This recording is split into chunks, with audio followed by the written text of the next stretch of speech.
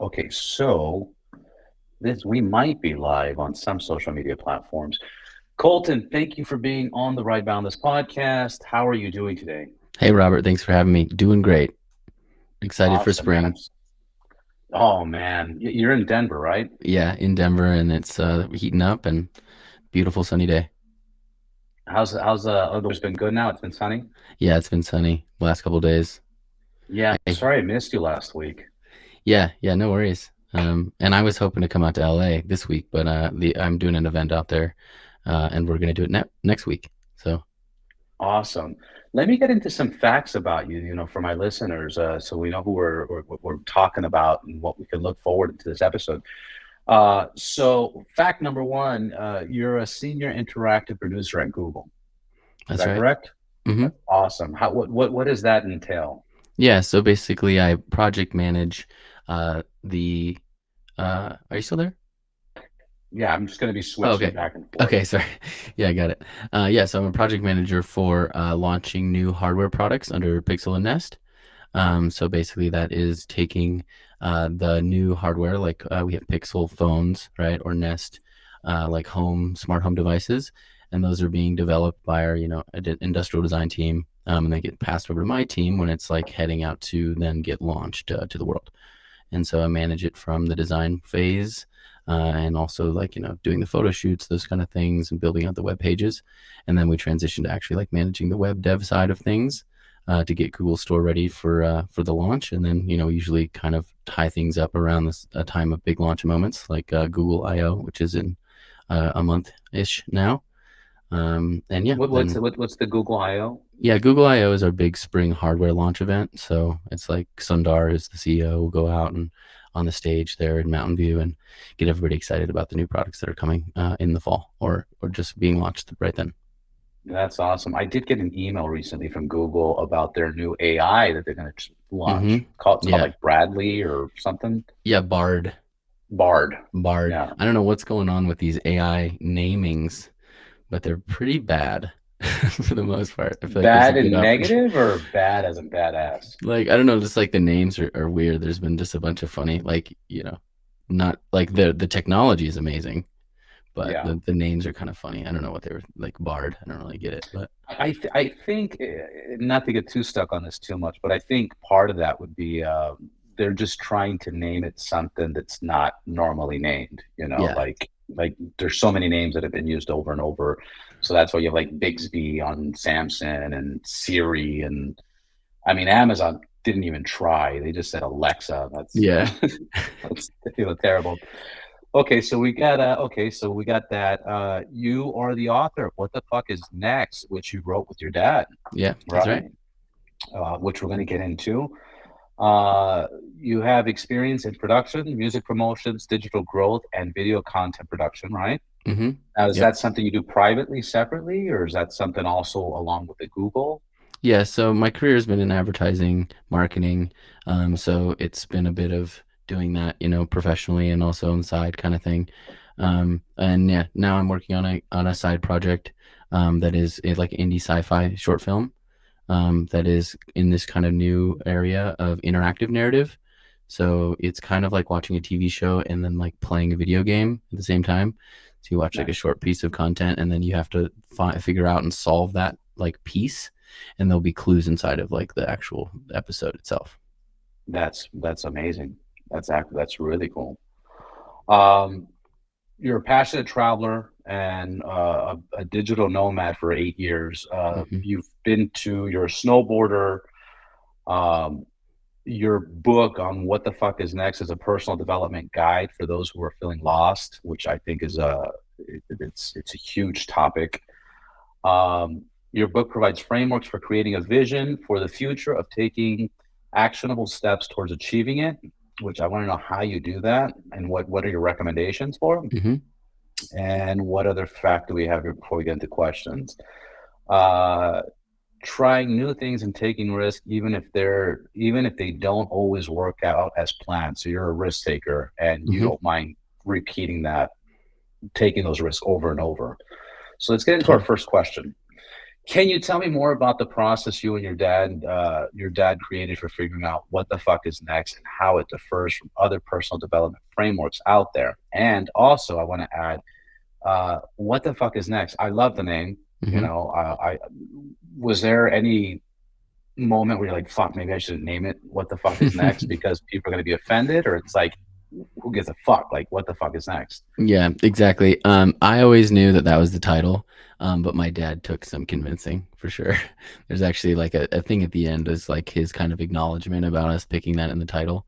And there is one, it just was, it's a perfect embodiment of what we were looking to create and how we were looking to repackage, the process that he's been using for 30 years. But then also there's, serious psychological evidence that says when you drop an F-bomb, it really actually like increases your awareness and your presence in that moment, right? It works. That's why, you say, what the fuck? Yeah. And so it has that. It hits a bit harder. And that's the whole point of, what we're trying to do here is hit hard and get people to figure out what the fuck is next. So yeah, I can give you a little overview. And once I'm done explaining that, I'd love to hear, what the fuck is next for you, Robert, and, Yeah. how you're thinking about it. But anyways, the process itself was developed by my dad over about 30 years of professional development and personal coaching work. Basically, he was a life coach before that was like a real thing. They didn't used to call them life coaches in the 80s, though. They called them professional development. And he then Fibers. developed the process and published about 7 years ago. It was called The Field Guide for What's Next.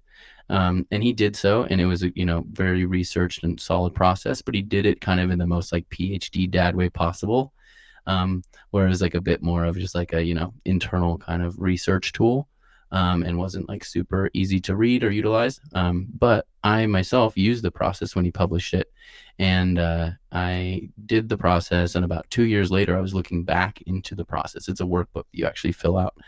And I saw that my number one intention for what was basically next for me was to travel the world and learn how to surf. And while I was reading that, I had just come back from a 2-year trip around the world and I learned how to surf. So I was like, I got chills on my body. I'm like, holy shit, like, how did that happen? Okay, wow, there's Crazy. something to this, Dad. All right, like, let's go. And then I used the process again, and I was like looking at this next phase after coming back from traveling to like 18 countries and being gone on the road, being a digital nomad. And I set my intention and I utilized the process again to identify that I really wanted to work at Google as like kind of the next most important step in my career. I knew I kind of wanted that pedigree and to kind of live and see what that world is like at the highest level of tech and marketing. And I've now been working for Google in various capacities for 4 years. So it's worked What really an good for experience. me. Yeah, exactly. So it was about 2 years ago, and we were like fly fishing, hanging out, and we had been talking about potentially like working on it together, and redoing it, and just kind of hit me. I was like, let's call it what the fuck is next. Like that's what it needs to be. That's like perfect. And that's now using that as kind of a driving force for the creative direction and everything. We've landed on this workbook that starts out with our analysis of how we get distracted in a modern society from what we really want. There's things like what we want is too hard to get, or, I'll be happy when I get there, that kind of thing. And so we start there, then we give his background of growing up in Ohio, getting kicked out of the house, kind of going through some like tough childhood issues, and then really utilizing an intentional path to get things on the right path, and moved to Colorado, met my mom, and has now lived like an amazing life, becoming an outdoorsman and building his own successful real estate company over the last 40 years. And then it switches to Good for my him. yeah, yeah. And it switches to my story, what it's like to have an intentional father, how I've used this process myself for various, things that have helped me really build out the life that I want. And then we set up the science. There's a bunch of specific scientific studies that go into why this process works. And then we start to set up people physically and mentally to take on the process, which is you first answer 21 questions in the book. The questions themselves are based in appreciative inquiry. So that is, instead of asking what you don't have and like why you haven't gotten it, you start with what do you have? What have you been successful with already? And that is such a stronger foundation for one, identifying things that you've already been successful at that you can be successful at again. And then utilizing that to kind of focus in on then one area of your life that we then help you decide. We call that a big rock.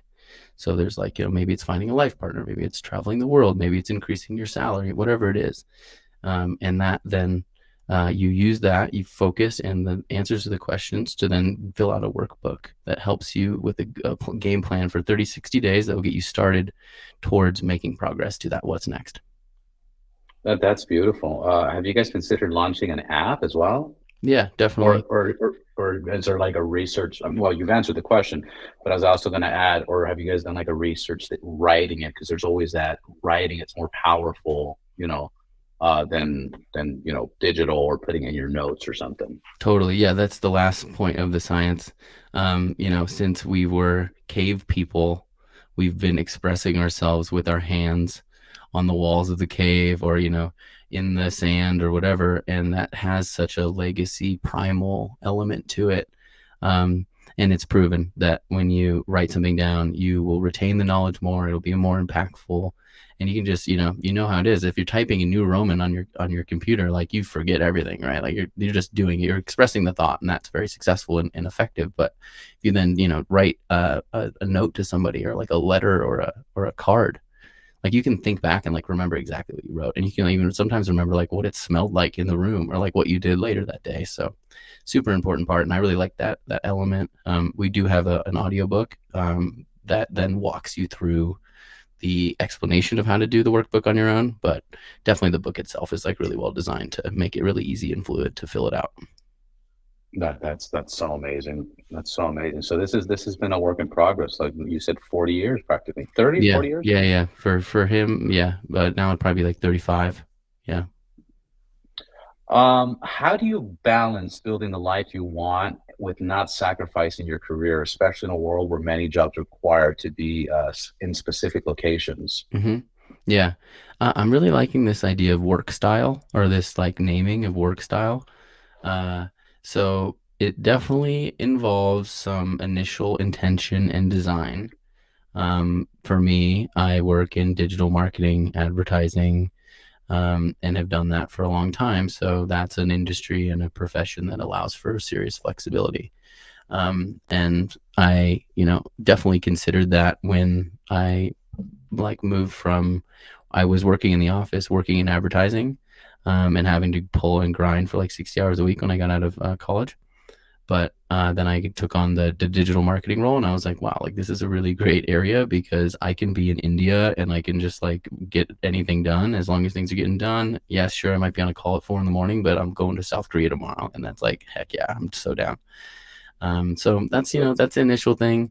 When it comes to balancing like travel and big career stuff, I've definitely transitioned a bit to a model of work season or travel season. So like right now I'm in a big work season, basically like the beginning of the year.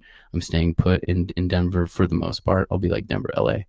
But staying here, focusing, really setting intention to just work and get it done. And then after June, it transitions to a travel season.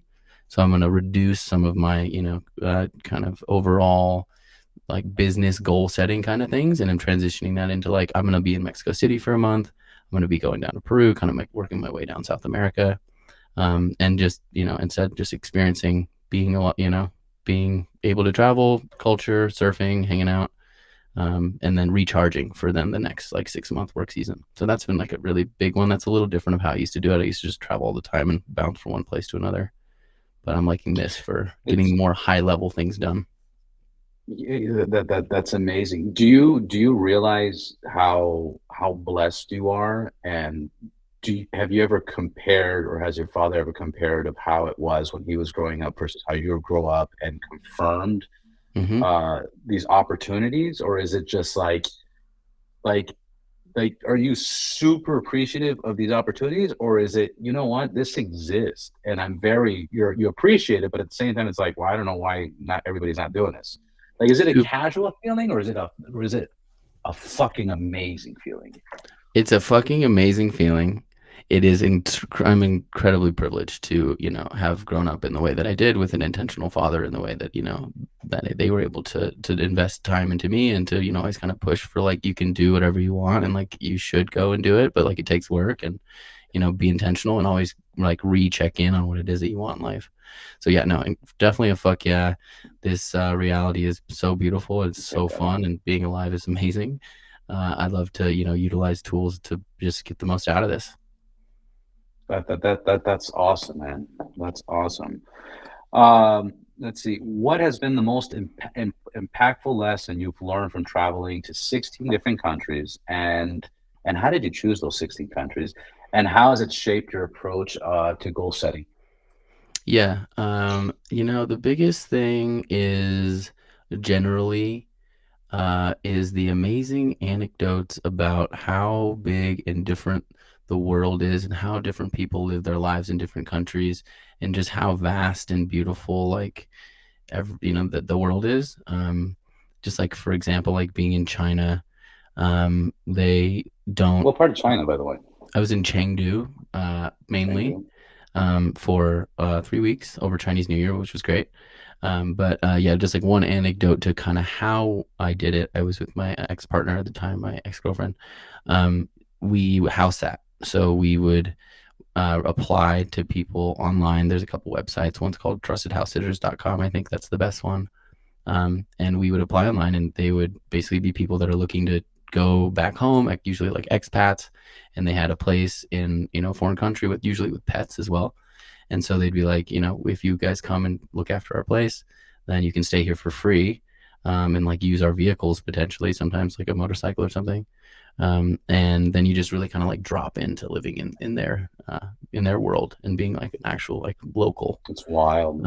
Yeah, so we did a 3 week house sit in Chengdu, which is like super central China. It's in the Sichuan province, where they literally put Sichuan pepper in everything.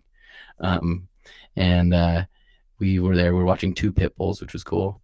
And just China, just like without being in China, it's hard to understand. But actually, the Chinese experience for me and the way that they behave was honestly reminded me a lot of Americans. It was like this most Really? similar to Americans because of their national pride and their like insular nature of being like, when you're in China, they're like, we're China, we're the best. Like, China, fuck yeah. We're like, in America, we're like, America, fuck yeah. Like, no, we're the best. We're like, everything matters. Like, the world revolves around us.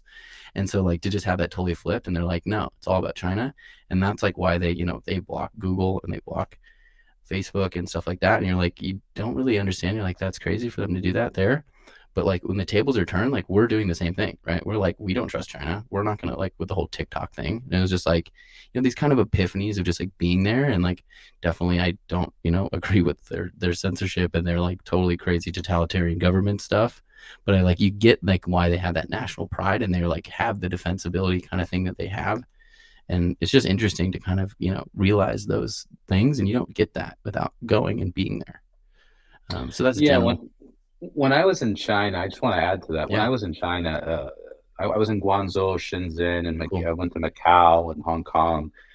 Um, the first thing that I realized was, it's funny how we have these opinions about other countries. Hmm. Like when you travel, it's like, oh, don't go there, don't go here, don't do this. Like when we went to Dubai for the first time, my wife was like completely covered up because that we heard Hmm. they cut heads and it's Totally. scary. And when we got there, that's not the case at Yeah, all. no, Like actually, there, everybody's having fun. They don't care. It's an amazing place. But in China, the first thing that I picked up was Chinese people are really good drivers. hmm In China, yeah, they're really good drivers. yeah, And I was like, what a fucking difference from China being great yeah. drivers to in the US not being as good drivers. Hmm. And I thought it really got to me. So I started thinking about what's going on. And I even Hmm. asked, a few people. And you know what the conclusion was? We have so many rules in America of, don't park here from this time to that time, towing from this time to that time, yellow, you have to slow down, but red, you have to Hmm. stop, green, you better watch out. This is a yield between, like, there's so many fucking rules. Yeah, And if you fuck up any of them, guess what? You're getting a $500 fine. yeah. You're getting points on your ticket. Your insurance is going to go up. And it's so, the consequences are so devastating that you have no other option that if you don't feel comfortable, like, what's next? Is there a camera? Am I going to be pulled over? Is the cop? Hmm. Why is the cop? Like it's very nerve wracking. So I Hmm. thought that was one. They drive pretty good. Yeah. Two, it's nothing like what we see or what they say. The China is. They're not walking around like like we hate America. They don't even care. Yeah. They don't even think about us. I don't even think about it. Exactly. And Yeah, there's like, and it's it's totally capitalistic too. Like, there's like Gucci stores like everywhere. I'm like, how is there so many Rolex, Gucci? Yeah, Gucci. exactly. I Pizza was in Hut. Hong Kong. There was like 5 Rolex stores back to Yeah, back. Apple stores everywhere. I I was like, oh know. my god, they don't Yeah. care. They don't even think about us the same way we don't think about them. Yep. Anyway, like that's just. But continue. Yeah, totally. Other things just like in South Korea, going out, like South Korean people would come up and be like, because it's like pretty clearly American, they'd be like, "Oh my God, like thank you so much. Like you have no idea like how much we appreciate you." And that's because, we have a presence of I think 30,000 troops there on the holding down the North Korean South Korean border, right? And so they're just like they love Americans so much, and it's just like that's something that you just like never realize, like the geopolitics of how this is going on and how America is like involved, and just to really feel it and like have that kind of realization is just fascinating. And you just have to travel to kind of get those opportunities and realize them in reality. No, those are all amazing points and recommendations of why people should travel and learn about other cultures, etc. How has this shaped your approach on goal setting? Like, what have you picked up? What have you Yeah. learned by being in these countries? Hmm. Yeah. I'd say the approach with goal setting is um, set high expectations, but hold them loosely. That's like just a general, I think, good approach to life. But when it comes to traveling, like it's extra important. You think you're going to some beautiful paradise in the Philippines, but then you end up getting, situated next to like a butcher place, right? And it's like, oh shit, like this is, we have this great intention to be like on the beach and do this thing, but sometimes it doesn't always work out that way. I think travel can be a really good mechanic for forcing you to just be more just appreciative of like how it goes and go with the flow. So that's generally like, even if it's, if your intention is a trip, then that's great. But if your intention is to like, get a new career, like set a strong intention, but hold it loosely and kind of trust the process. I like it. I dig it. You mentioned that you would try anything twice. Can you share a specific experience where you tried something for a second time and ended up changing your perspective on Yeah. One of them was live squid in South Korea, actually. it? um, Where they like where it moves and they pour the stuff on it? yeah, Oh my yeah, it god. moves, it moves. The first What did they put time, on it? Like a vinegar or something? yeah, it's like sriracha and like rice vinegar, I think is it. Um, yeah, first time, wasn't a fan of it at all, and I think it was just like, generally like the place that we went to was just like not great. And then we tried it again because it was like, let's give this a shot. Like I was with a friend that lives in Seoul, and he was like, we gotta make this work. So we took it to another spot, and yeah, it's actually really great, really unique. Would recommend giving it a go, especially if you're in South Korea. Especially if Um, you're in South Korea, yeah. yeah, another thing, this is more or less silly, I guess, is meditation and mindfulness. So my mom actually is practicing like Buddhist mindfulness person ever since I've been around. And so I grew up kind of around that, and you know how it goes with like, Lucky you. yeah, yeah. You know how it goes like with, even though your parents are like super cool and probably like doing the right thing, as a kid, you're like, I'm not into that. Like my parents are lame.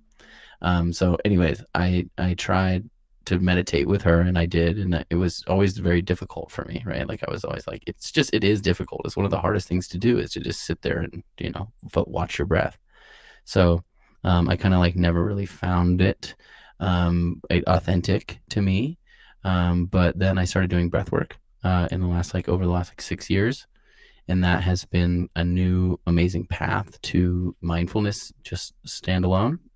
And now I do practice, mindfulness, just sitting, watching my breath, and just basically, I took another shot at it. But sometimes it's kind of, you need another, helping hand to kind of guide you back to something that is going to be really good for you. So yeah, initially wasn't a meditator, now huge meditator. That's amazing. I haven't gotten to that point Hmm. of meditation. My wife loves meditating. It definitely takes some discipline, but it's I believe it's super necessary. Yeah. I just need to, you know. The problem is our minds drive us crazy, and our minds fill us with doubts and Mm-hmm. excuses, and just sometimes getting things done is a challenge. And meditating, what people don't understand is meditating will help you get things done. Mm-hmm. And then I want to share my experience real quick on Mm-hmm. trying something for a second time that I Yeah, just thought it was interesting how it changed my totally. perspective. The first time I went skydiving, Mm. I was with a good friend of mine. We met these girls. This was years ago. We Mm-hmm. met these girls in San Francisco, and then the girls like, "We're going skydiving," and we're like, "All right, we're going skydiving with you." So we went from San Francisco to Santa Cruz, and then we partied on the beach, Nice. and then we made it to Monterey County, and then we got to Monterey, and it's early in the morning. We're eating breakfast, and we're gonna go skydiving. And we went skydiving, and it was an amazing experience. Like, holy, this is the greatest thing in the whole wide Mm-hmm. world, right? Well, the second time we went skydiving, I'm like pumped because I'm like, this is great. Yeah. But what was interesting is the moment the plane takes off and we're going up in the air, my mind starts thinking, what the fuck am I doing? I did this already. Like I did this. I know what to expect. This is Yeah. dangerous. And it's like the second time was scarier than the first Yeah. time, because like the first time was like you don't know what to expect and you don't care about it, but the second time it's like what's going to happen, Yeah. what could go wrong, the consequences, and you overthink it, it's very interesting. And that's where a third time was necessary, and I was like, Mm-hmm. oh, and now I'm like more relaxed and breathing. But that second time, like it was an eye opener, Yeah, you know. totally. It's so funny how, yeah, like you had maybe buried the anxiety that first time because it was so fresh and new and you didn't know what you were really doing. And it was just like you rolled with it. And then the second time, your mind's like, no, we know what's up here. And like, I'm going to need to be scared Yeah. for a little bit. Yeah, because the first time you can't really imagine everything taking its steps. Okay, a plane's gonna go up, they're gonna open a Yeah. door, and they're gonna push us out, and we're gonna fly. Like you can't completely, unless if you focus on the whole thing, Yeah. then you can. But the second time you're like, wait, they're gonna open the door. What the? Yeah. Anyways, I Totally. thought that was hilarious. Yeah. I've actually Uh, only been skydiving one time and my experience was similar. I think I was like grayed out, like, in my mental capacity going up on the plane. Like, I don't really even remember. I was like so like scared kind of, but like just was like, I'm just doing this and going through the motions. And so it was fine. But like, I'm sure, yeah, if yeah. I go again, and I will, I would have a similar, maybe more scared experience this time. So you Wow, got to try it's such a everything great three experience. times. Yeah, yeah, because the first time you're doing it because you've never done it. The Mm-hmm. second time you're kinda evaluating and you're confirming or reconfirming what I mean, this is not a rule, I'm kinda just, throwing this at Totally. you with this experience. But the second time is a reconfirmation of the first time, and Mm-hmm. now you're looking at what now you're more curious. At first, Mm-hmm. you wanna be adventurous, the second time, you're more curious, and then the third time, you're kinda confirming everything, Mm-hmm. and you can kind of, like, schedule it properly. Yeah. Yeah. I think that's very, yeah, very fair. That makes a lot of sense. The third time you're like, okay, now I'm in it. Now I can like authentically decide, like, am I going to Yeah. keep doing this? Now you're gonna start strategizing, Yeah. now the third time, it's like, "Alright, I got this." Mm-hmm. What advice would you give someone who is feeling stuck in their current situation and unsure of what next step they should be taking? Mm-hmm. Yeah. So, I think the biggest one or the biggest, easiest thing to do to try and get yourself unstuck from figuring out what is next is that you really maybe need to dive deeper into the essence of what it is that you really want and not necessarily pay so much attention to like the more obvious upfront things. An example of that is, let's say that you have an intention to buy a new sports car or a new motorcycle, and you also have an intention to work less and spend more time with your loved ones. Now, unless at first, on paper, those two things seem like they would be impossible without somehow breaking the laws of physics. But if you dive deeper into what it is that you really want, which is probably just the freedom and the feeling of the throttle, between your legs or in the wheel in your hands, the hair, the wind blowing through your hair. And then you also maybe dive deeper into the fact that maybe it's not that you want to work less, but it's just that you want to have more time with your loved ones or your partner or whatever. And that just might require you to talk and have some more flexibility with your work. And so instead of, trying to max out your credit card to go buy this new motorcycle or something, how about instead you just go and you rent a sports car or motorcycle for the long weekend, and you talk to your boss authentically about how you want some more flexibility to work from the road.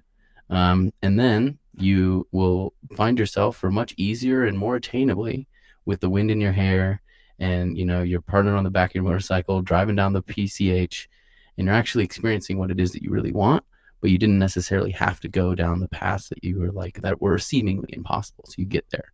You might have to take a stop along the PCH highway and take a quick call with your boss, but at least I think you get the point.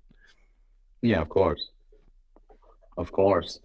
Um, are you going to be working on any other new books? When did you launch your book? Mm-hmm. And are we expecting to see newer books soon? No, so we launched the book in January, right around the beginning of this year. And we're really just loving having conversations about this one. It is the way that we designed it is that it is very concise compared to other processes. I don't know if you're familiar with Artist Way or some other kind of processes that take, kind of months of your time.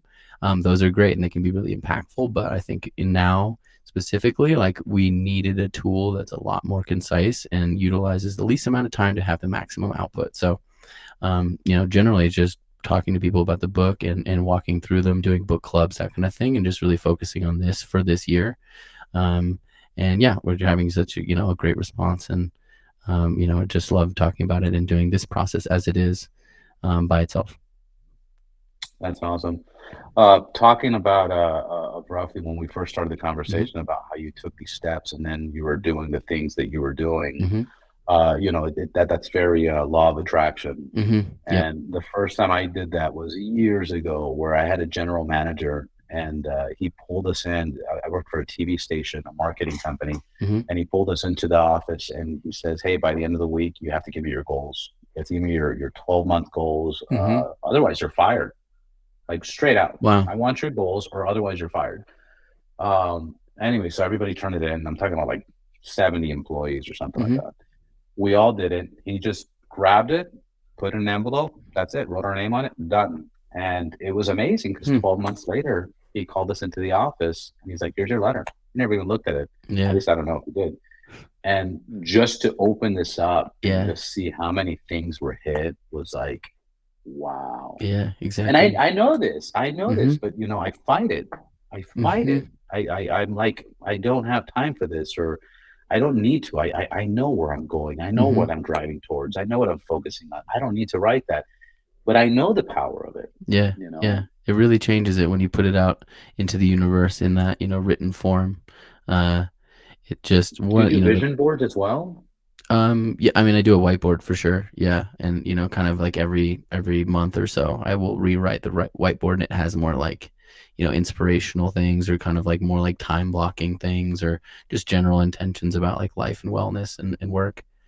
Um, but yeah, the scientific element of that part and that process of the law of attraction, and setting intentions, is that our minds and our neural networks are designed to create or to look for patterns, right? That's like the baseline, really amazing skill set that we have as humans. Um, and so when you put a intention on paper, what you're doing is you're activating your subconscious to look for patterns around that specific thing. And if you don't do that and you don't like put it out into the universe and you apply it to your subconscious, then you're just going to be running at like half your potential. So that's what's like magically really powerful about that one step of writing it down or putting it on a mirror or something like that and actually expressing it. It's just going to really lock it into your mind. And then even if you don't do anything with that for months, you will have such a stronger success rate on those like specific areas than if you wouldn't have done That's so true. it. Hmm. Um, I had two thoughts right now that I wanted to share with you. Um, and I just drew a blank because that was such a good point.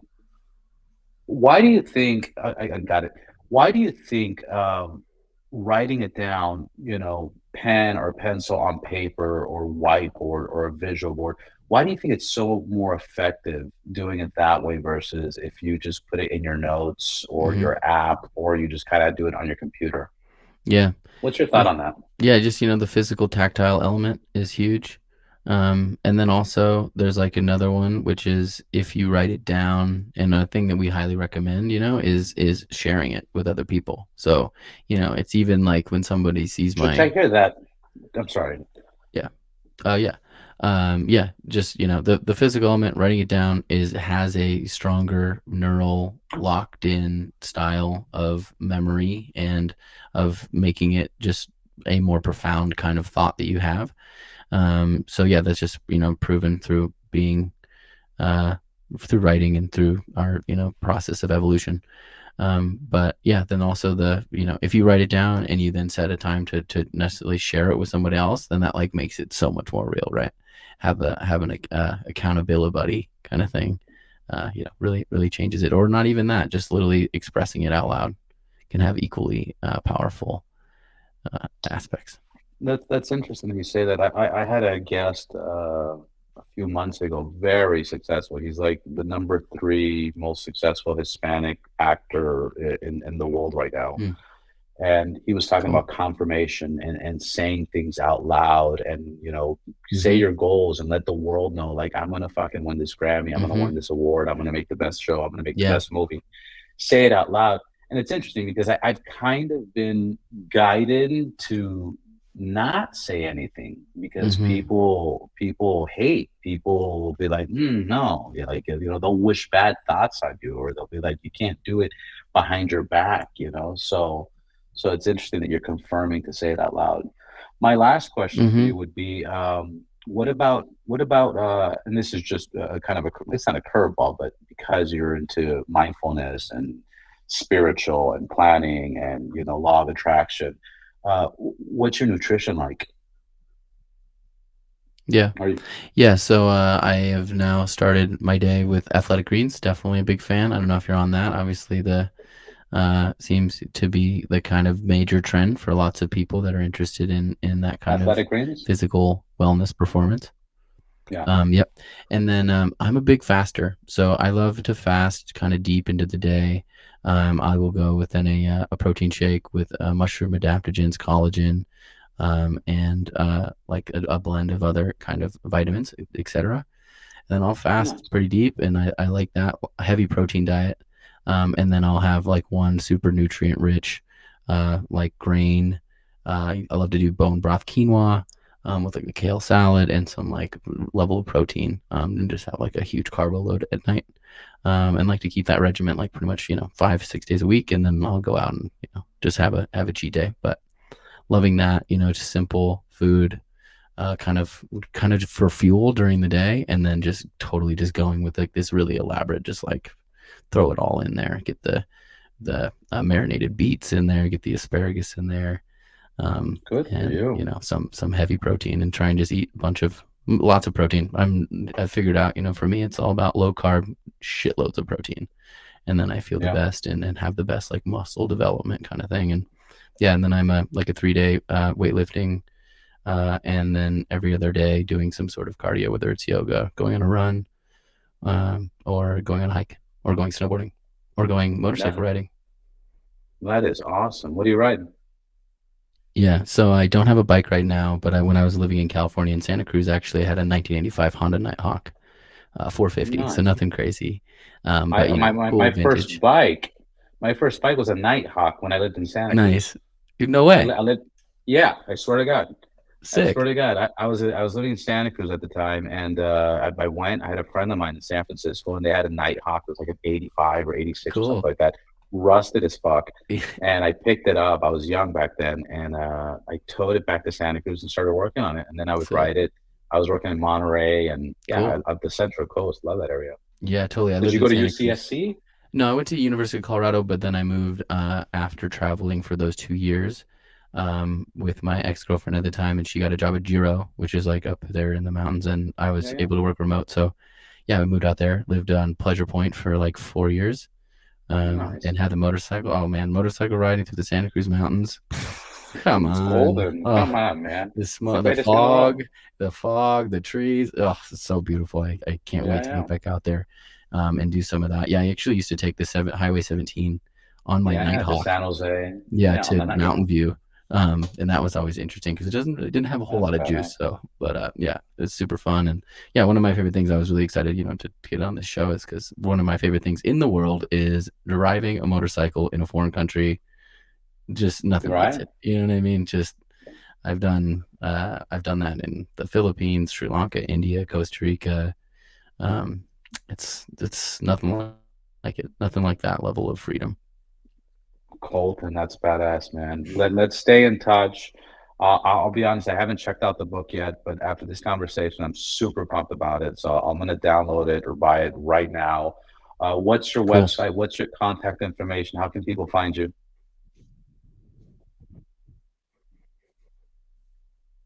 Can you hear me? Yep, totally. So the book is available at thefisnext.com. It's the easiest way, probably. Yeah, I can hear you. Okay. Yeah, cool, So cool. that's the Yeah, what's the website? yep, Instagram, email. yep. So the site is thefisnext.com. And it's also just available on Amazon. So if you just search "What the fuck is next," should pop up for you in your Amazon. And then I'm just the Colt on Instagram. TheColt. And yeah, the website's the best place to reach out. Yeah, but yeah, before we wrap up, Robert, I'd love to hear what is your what's next, and is there anything you're doing to make that happen this year? Yeah, what's next is I got a few things. This is going to be episode 111. I'm trying to get to 200 episodes by the end of the year. Right now, the podcast is top 5% most shared podcast Cool, on Spotify, which is very exciting. So I want to get that even higher. The next thing is nice, I don't know. I don't know how I'm going to do it, but I am in the process of buying a sports bike, and I want to start motorcycle racing, as well as I want to pick up a sprinter van and do podcast on the cool. track while racing. So, and then focus on my kids. Oh, Focus dope. on my kids. Yeah, I just got my little 4-year-old into soccer. He just turned 4 January, and his first week was last Saturday, and he fucking loves it. The score was 4-1, and he made all 4 goals, and he's killing it. Sick. And the feedback, everybody's really excited. So it's my children, my podcast, and the motorcycle racing is going to be the biggest thing. Well, my son's soccer is going to be the biggest thing, but the motorcycle thing is going to be awesome. You know, so that's kind of where I'm at.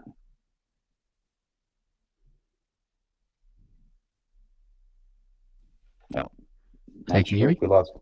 Yeah, it looks like it froze up for a second. Okay. Yep. But sick, man. I love that idea of the Sprinter Van podcast studio out on the track. That's dope. Well, the imagine it's the Ride Boundless podcast, riding boundless. Like So boundless. Got that's it. So and then with all the craziness in LA, I wouldn't mind having a bug out van, Totally. So anyways, that's what I'm working on. The only thing I'm contemplating on, do I sacrifice a few motorcycles to make this Mm-hmm. happen? What you Mm-hmm. were talking about with the example. Do I drown myself in a little bit more debt, or do I get myself out of debt and purchase? It'd be kind of like a wash. Do I take Mm-hmm. a bunch of bikes and trade it for a bike and a van, or do I pick up a little bit of debt and just fuck it, rock with it? So, and that also depends on how kick ass I want the van to be, Mm-hmm. Mm-hmm. right?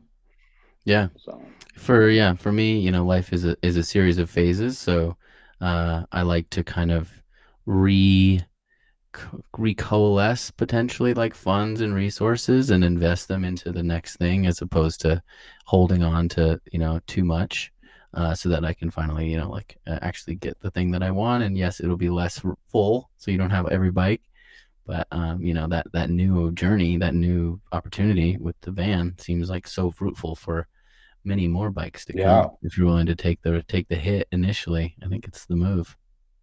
yeah, no, 100%. I do have what you're saying makes 100% sense, and you can't go wrong with that. Mm-hmm. But I do have this one little drive of, if I want something, the answer is make more money. Mm-hmm. You Mm-hmm. know, like that's what it is. It's just like, oh, I want some more toys. Well, guess what? Let me work a little harder and make more Mm-hmm. money.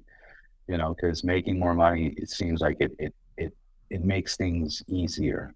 It's Mm-hmm. not the answer to everything, and it depends on the life. But like, you know, if you're living in LA and paying the expenses of living in LA, you have no other choice but to make more money Mm-hmm. or get the fuck out. You know, that's just Yeah. what it comes down to. So, you know, that's always been a driving factor. And I like that. I Mm-hmm. suffer a little bit, but then I always tell people like suffering, you know. So, Yep. which is silly. It's silly, but yeah. Yeah, totally. I mean, yeah, that's why you get so much crazy things out of LA, because it's the rat race for sure. Yeah. Um, It truly is. yeah, and that's why I think, the But work but season but thing. you Go ahead. yeah, but the thing is too, it's you know, you can write this down and compare it, and it's like, okay, it's a type of rat race, okay? Mm-hmm. But number one, you have these opportunities that if they do come through, they're going to be bigger than anywhere else. Yeah, You totally. know, that's number one. Number two, we got to understand that the chances of that are very slim, and there's a chances that it never happens. Okay, that's acceptable. But then when you start getting into climate, you know, and you look at, well, you pay this much to live in a state that you have, except for this year for whatever reason, Mm-hmm. but you have like riding weather. Like I can ride a motorcycle usually Mm-hmm. 11 months out of the year, where you compare that to other states where there's heavy snow or heavy weather conditions or Mm-hmm. tornadoes or all that stuff. You know, 3 or 4 months out of the year, your motorcycle or your fun outside activities is going to be limited, Mm-hmm. and it's going to be non-existent. And then it's like, well, if you're living this non-existent fun adventure life, then how much freedom is that compared to suffering with your bills out here, but every day Yeah. you can go to the beach and put your feet in the sand. I Mm-hmm. don't know. It's fun. It's back to is the cup half full or half empty? And I guess the real answer is how long can you hold the cup for, right? Yeah, yeah. I mean, the key thing that is not mentioned in the to get the things that I want, I need to make more money. But to then use the things that you want and to do them, you need to have more time, and you can't make more time. So Right. it's an important thing to remember, while your head's down, all right, I got to make more money. So I'm going to work 60 hours this week, and then I'm going to get this van and go on this thing or whatever, go on this trip. But who knows? Who knows what's going to happen? So you might never have the time to actually do it. So it's just, finding that really delicate balance of making, success and resource of yourself by using your work if it's not exactly like, if your work isn't exactly what you love to do. And then, but not pushing it too far down the road, because it's not, once you get there, you'll be happy. It's the journey that counts. So making sure the journey Yeah. is as good as it can be and not sacrificing too much in the day to day for some future thing that you're not sure will manifest itself in the way that you have in your mind. And then, you know, I make a lot of these points on the podcast with other guests. And you're right. The one thing that has to be clarified is when I'm saying these things, I'm saying it because of my current Yep. situation and in my position. Mm-hmm. What works hard or work more for me is to do more podcasts, look for Mm-hmm. more sponsorship. It's stuff that I like, Yeah, you know, exactly. it's stuff that I like that's a little daunting. But Mm-hmm. you're right. This isn't a copy paste tool for everybody, because Yep. people are really stuck in a 9 to 5 job, 5 days to week, 5 days a week, you know, an hour to get to work, an hour to get back to work. And I heard this example that the best moment of their day is when they have to take a shit at work and get to look at their social media posts and catch up and see what their friends are doing. And Mm. that's fucked up. It's fucked That's up. really fucked up. And yes, if you're going to continue getting in debt to have like a little bit better of a weekend instead of trying to get out of the rat race, you're Mm-hmm. right. So I do have to be careful with that, because you're right. Like I in my situation, Mm-hmm. it'd be like, oh, I just got to make more money. You know, Yep. I gotta make 10 more phone calls. Yep. I gotta Exactly. go to 2 more meetings a week. Like, you know, it's not. I'm still gonna have my fun, and I've been Exactly. blessed, like you have been Mm-hmm. blessed, that Mm-hmm. we've learned this. Yep. That we've learned Exactly. this. Yeah, for me, it's definitely, yeah. There's like, I take on more projects but they're usually just like also mind-blowingly amazing and fulfilling. So Yeah. at this point, yeah, it's totally a very privileged thing to have. But yeah, so it's a lucky spot to be in. So Colton, it's a true pleasure. I do want to ask one more thing. mhm. How old are you? 31. 31. So, Yeah. man, I like amazing to be that age and to be thinking and accomplish what you accomplished is amazing. Congratulations to you, to your father, to your book, and to your success, and just your mindset. You're doing big things. Whenever you're in California, please let me know, especially if you're in LA. We'll do another run and have some fun, and we'll talk more about motorcycles Heck and yeah. life. Yeah. Thanks so much for having me, Robert. Really appreciate it. Thank you, Colton. Cool. Till next time, brother.